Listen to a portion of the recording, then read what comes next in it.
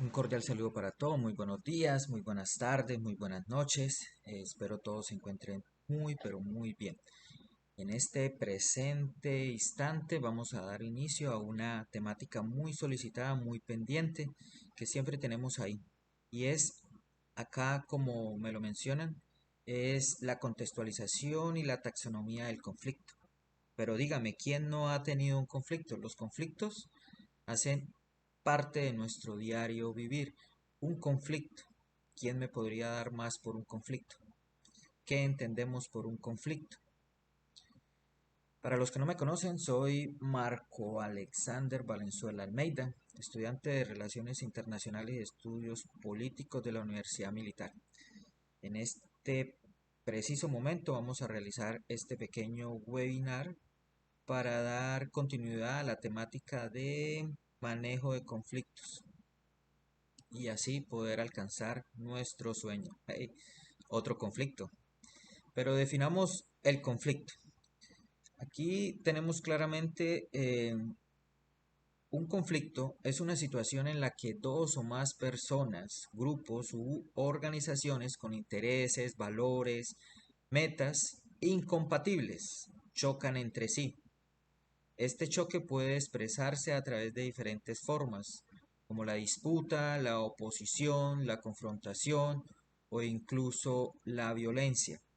Ahora sí, teniendo claro que la definición de conflicto es un choque entre personas, grupos o más en la que presentan sus diferencias, alzar la mano o escríbame por aquí, ¿quién no ha tenido un conflicto? Todos tenemos conflictos. Sí, todos tenemos conflictos.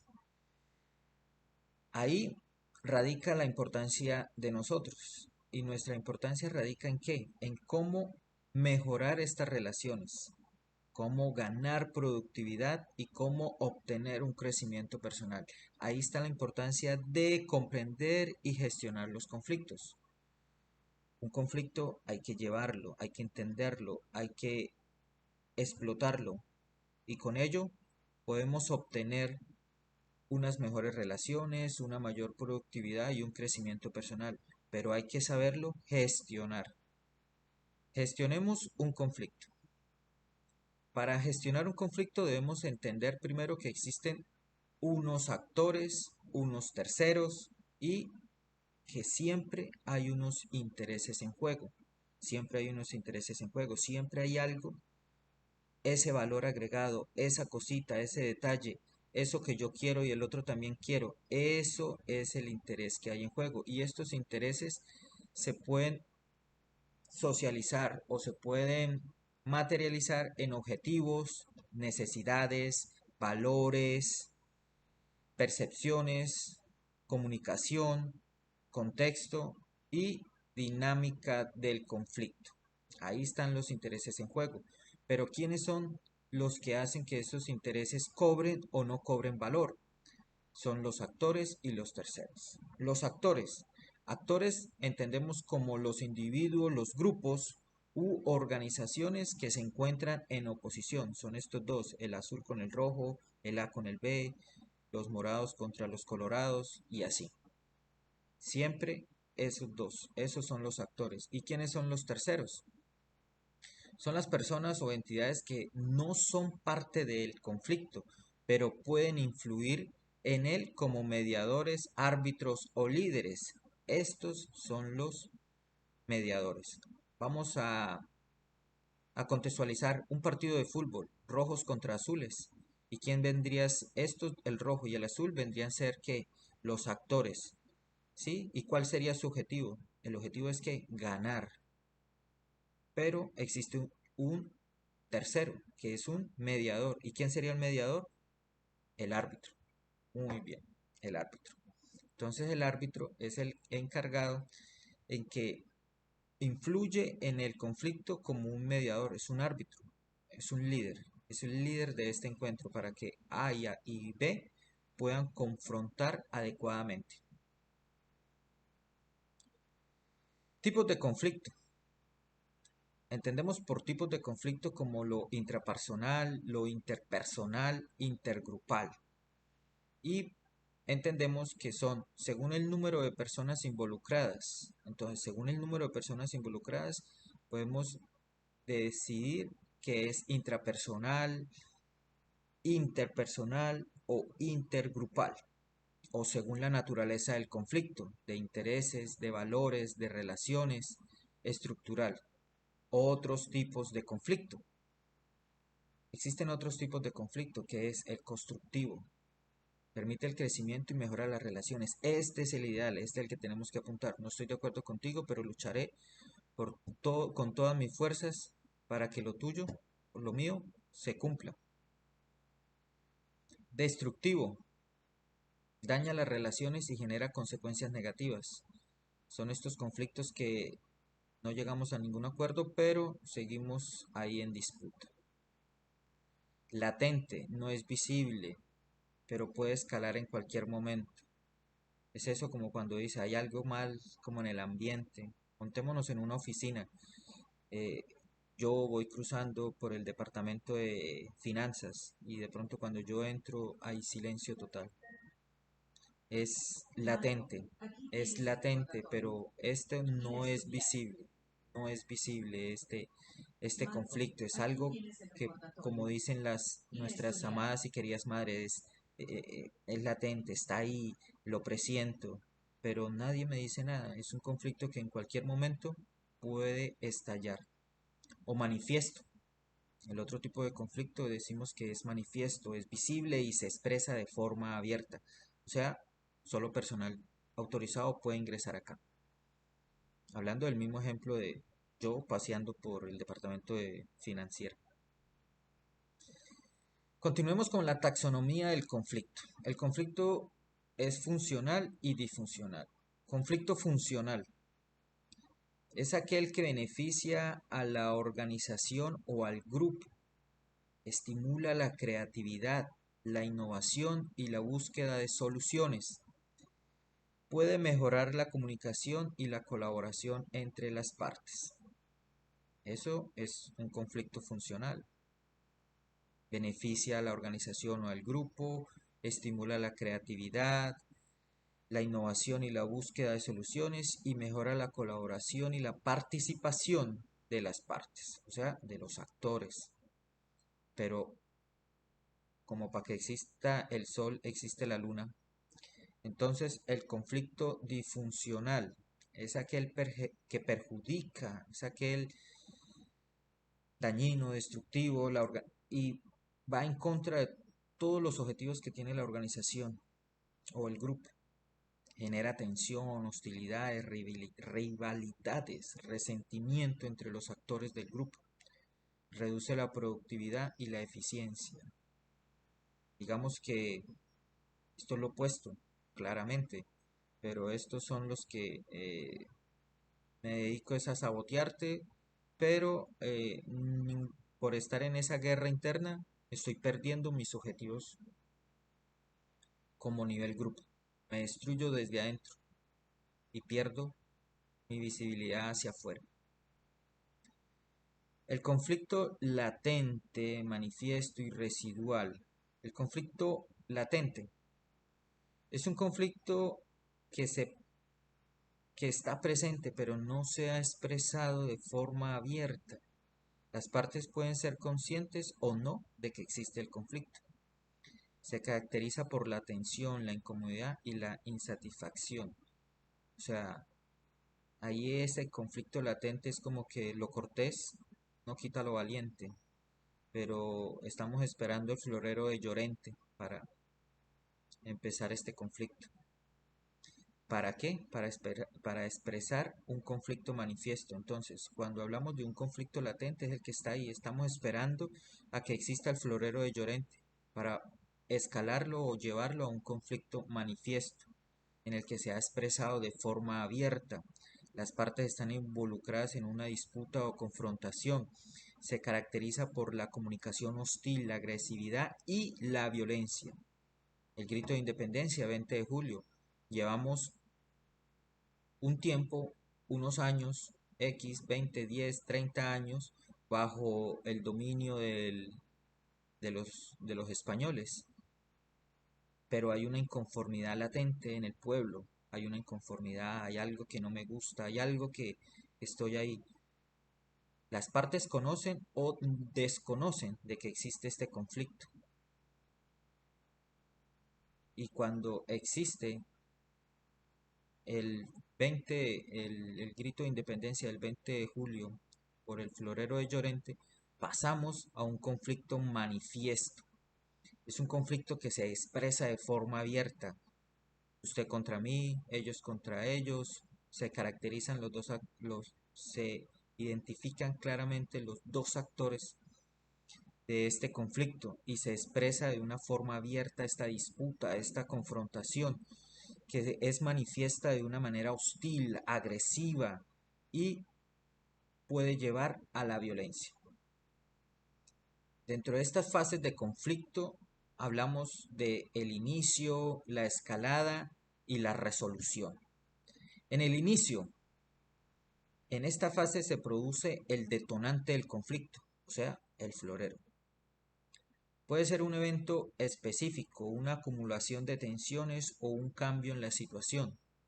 Bueno, un, un evento específico, se rompe el florero. Es una acumulación de tantos años de opresión. Es un cambio en la situación. Vamos a hacer un cambio.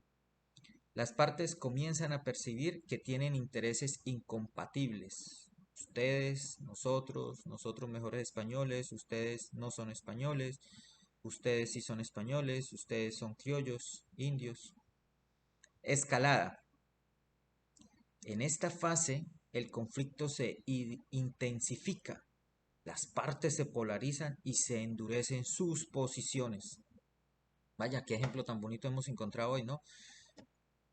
Hablando desde el punto de vista que la guerra es mala, pero es un ejemplo de cómo materializar lo que fue este conflicto a través de la historia. Un conflicto que como todo colombiano conocemos desde quinto de primaria, tercero de primaria, que es el grito de independencia, 20 de julio, el conflicto el latente, el conflicto manifiesto y cómo vemos acá el inicio de lo que fue el florero de Llorente. Después vemos que las partes se polarizan y empieza una escalada de este problema y se manifiesta en violencia.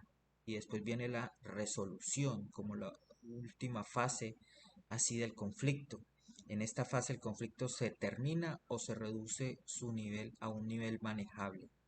Bueno, todavía seguimos en un nivel manejable o no sé. ¿Qué opinan ustedes? Díganmelo ustedes. Pero las causas del conflicto, ¿cuáles? Hay que determinar cuáles son las causas de este conflicto. Las causas del conflicto se dan por diferencias culturales. Vaya, sí, españoles, los españoles de España, pero los españoles que se creían españoles, pero eran españoles de América. ¿Cómo le llamaban? Criollos, sí, sí, sí, criollos. Bien. La competencia por los recursos. Vaya, sí, usted vive en España, pero no tiene tanto dinero como el que yo tengo aquí en América. ¿Y por qué yo te rindo tributo si yo tengo más dinero? Vaya, sí, este ejemplo de la guerra de independencia o la lucha por la independencia ha sido un claro y un vivo ejemplo, ¿sí? Todos me siguen, sí, sí, sí, todos me siguen. Bueno, los que no son de Colombia no me siguen, pero sí me siguen. Y la falta de una comunicación efectiva. Entonces establecemos que las causas del conflicto se dan por las diferencias culturales, la competencia por recursos y la falta de comunicación efectiva. Pero existen estrategias, así como existe el día, existe la noche, pues también existen las estrategias para la resolución de estos conflictos, que se dan en la colaboración, el compromiso y la evitación. ¿Mm? Colaboración, compromiso, evitación. Debemos tener en cuenta algo muy importante cuando hablamos de un conflicto, y es que el lenguaje y la comunicación son la base importante para la solución o para el escalamiento del conflicto y la solución del conflicto. El lenguaje y la comunicación. Desde el hombre de las cavernas vivimos aprendiendo o evolucionando en los niveles de comunicación. Y estos niveles a veces sin quererlo pueden presentarse más bien de una manera hostil hacia esta otra persona. Aquí establecemos que la base de la interacción social, el lenguaje y la comunicación es la base de la interacción social, ya que permite compartir ideas, emociones y experiencias. Importante esto, el lenguaje y la comunicación es la base de la interacción social, ya que permite compartir ideas, emociones y experiencias. También facilita el desarrollo de los conocimientos, ya que el aprendizaje y la transmisión de saberes facilita la transmisión de saberes. Activa una coherencia social, creando vínculos entre las personas y fomenta la colaboración entre sus individuos. Permite la resolución de conflictos. Esto es lo que nos interesa también. Permite la negociación y un entendimiento mutuo. Lenguaje y comunicación. Base de la interacción social, desarrollo de conocimientos, cohesión social, resolución de conflictos. Y hablando de eso, existe una relación entre el lenguaje y el pensamiento. Pienso, luego existo, o existo y luego pienso. René Descartes. Pienso y luego existo, el sujeto. René Descartes, gran filósofo y pensador francés. Pienso y luego existo. La relación entre el lenguaje y el pensamiento. El lenguaje, eso, sí, Juana, muy bien por lo que dices, me parece acertado. Pienso y luego existo. La creación del sujeto. La relación entre el lenguaje y el pensamiento. El lenguaje estructura el pensamiento. El pensamiento se expresa a través del lenguaje. El lenguaje es una herramienta para el desarrollo del pensamiento. Entonces, pienso y luego existo. El lenguaje estructura el pensamiento. El pensamiento se expresa a través del lenguaje. El lenguaje es una herramienta para el desarrollo del pensamiento. Bueno, quiero saber qué opinan sobre esto. Me dejan acá. Relación entre el lenguaje y el pensamiento. El lenguaje estructura el pensamiento se expresa a través del lenguaje. El lenguaje es una herramienta del desarrollo del pensamiento. Hablamos de los elementos del lenguaje, hablemos de los elementos del lenguaje. Entonces conocemos como la fonología, la morfología, la sintaxis, semántica y pragmática. Fonología, los sonidos, morfología, la sintaxis, la semántica y la pragmática. ¿Estos son qué? Elementos del lenguaje. Y la relación que existe entre el lenguaje y el pensamiento. Permite ser informativa, expresiva, conativa, metalingüística y fática. Bueno, entonces entendemos que quien no ha tenido un conflicto hace parte de nuestro diario vivir. Un conflicto está representado a diario y ese conflicto se da porque todos tenemos intereses y esos intereses en común permiten que de pronto difiramos de la de ese otro actor, de ese otro sujeto. Y en la lucha o en el alcanzar de mis objetivos, de pronto puedo herir la percepción de la otra persona para alcanzar sus objetivos. Por eso decimos que el conflicto es una situación en la que dos o más personas, grupos o organizaciones con intereses, valores o metas incompatibles chocan entre sí, y este puede expresarse a través de diferentes formas como la disputa, la oposición, la confrontación o inclusive la violencia. Es importante conocer el conflicto. ¿Para qué? Para poder llegar a gestionarlo, y lo gestionamos este conflicto para obtener mejores relaciones, productividad y un crecimiento personal. Asimismo, también identificamos que en el conflicto existen actores terceros y que siempre hay unos intereses en juego. Los actores pueden ser grupos, personas que actúan en oposición el uno al otro y que los terceros son los mediadores. Recuerden que pusimos un ejemplo de un partido de fútbol, los azules contra los rojos, y existe el árbitro que es el mediador. pero siempre hay un interés, es que es un objetivo, una necesidad, una percepción, una comunicación. Para ello, entendemos que según el número de personas involucradas, los conflictos son intrapersonales, interpersonales, intergrupales.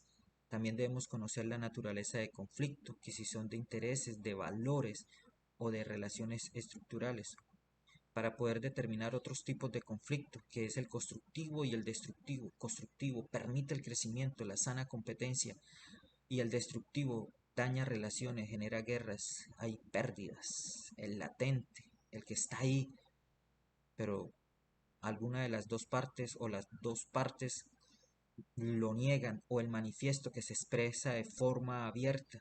Aquí fue cuando empezamos a hablar del grito de independencia el 20 de julio, ese conflicto latente que estaba ahí, que estaba esperando que un detonante, que fue el florero de Llorente. Y en el conflicto funcional hablamos que es aquel que beneficia al grupo y a la organización, estimula, mejora la comunicación, y hablamos que en el conflicto disfuncional perjudica a la organización y al grupo, retrasa la productividad y baja la eficiencia. Hablamos que un conflicto latente está expreso y no expresado, que el conflicto manifiesto, sí, sí, sí, sí. El conflicto manifiesto. Muy bien, Mario 82.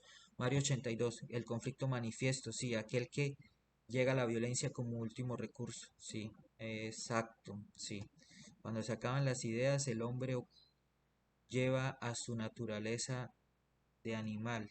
Bueno, sí, el hombre es un animal, por cierto. Solo que somos de la especie humana. Allá para Carlos 1720. Entonces entendemos que las fases del conflicto hay un inicio, hay una escalada y una resolución. En el inicio espera una fase detonante para el conflicto. En la escalada se polarizan las cargas, y en la resolución es la forma como nosotros vamos a llegar a darle la solución. Hablamos también que las causas de los conflictos se dan por intereses culturales, por recursos y por comunicación efectiva, falta de comunicación efectiva. Entonces, las diferencias culturales, retomando lo de los españoles, tú si eres español, tú no eres español original, la competencia por los recursos, hay más recursos acá y la falta de una comunicación efectiva, pero establecemos que hay estrategias para la resolución de estos conflictos como la colaboración, el compromiso, evitar. También hablamos de tener en cuenta los lenguajes de la comunicación, que son la base de la interacción social, que es el desarrollo, permite el desarrollo de conocimiento, genera una cohesión social y, sobre todo, resuelve los conflictos. La relación entre el lenguaje y el pensamiento, hablamos que estructura el pensamiento, se expresa a través del lenguaje y es una herramienta para el libre desarrollo del pensamiento. ¿Preguntas? ¿Alguna pregunta ahí? Sí, sí, claro. Sí, eso sí, a veces no estamos tan bien, pero nos hablan mal y ahí está ya todo. Exacto. Eso es una causa para el conflicto. Sí, Juan 23. Correcto. Sí. Fonología, morfología, sintaxis semática y pragmática. Estos son elementos del lenguaje. Pero la relación entre el lenguaje y el pensamiento, que es informativa, expresiva, connativa, metalingüística y física. Bueno, espero que hayamos podido interactuar. Esto era más que todo para socializar y interpretar y darnos a conocer cómo podemos solucionar y conocer la naturaleza de un conflicto, porque conociendo el conflicto podemos llegar a gestionar sus soluciones. No está mal entrar en conflicto, lo que está mal es vivir en conflicto. Por su atención, muchas gracias. Mi nombre es Marco Valenzuela. Gracias. Hasta la próxima.